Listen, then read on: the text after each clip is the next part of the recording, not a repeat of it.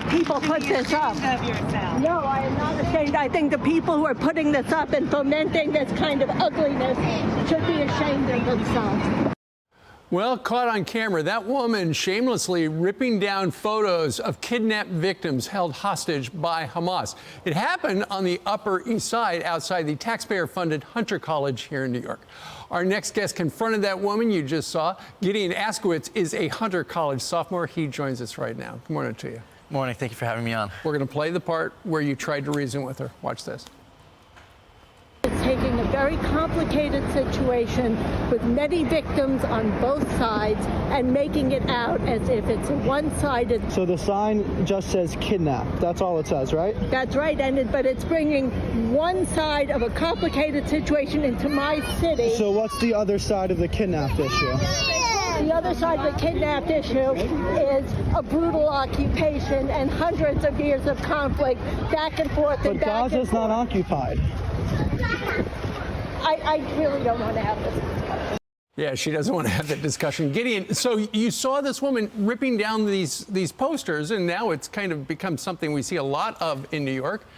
And that's why you decided to turn on the camera, right? Yeah, that's right. And she was doing it right in the middle of the day, right on Halloween. And you had, there was a mother right behind me. You couldn't see it on the video, but there was a mother with maybe her 4-year-old child. And the boy looked at his mom and he said, "Why is she doing that?"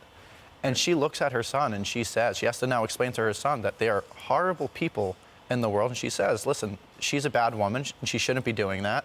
But don't worry, there are going to be good people who come back and put those signs back up after her. I know that I was just talking to somebody upstairs in the newsroom. I know there are people here in New York City, they're trying to keep the city clean. Historically, they just take down posters and stuff like that. But this is different.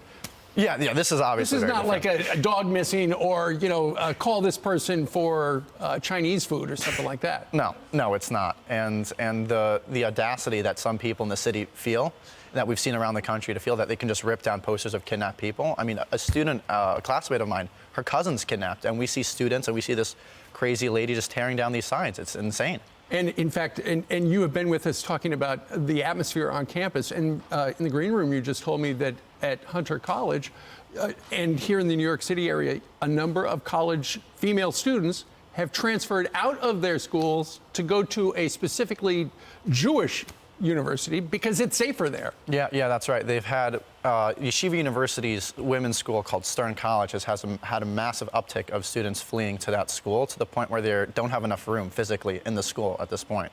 All right.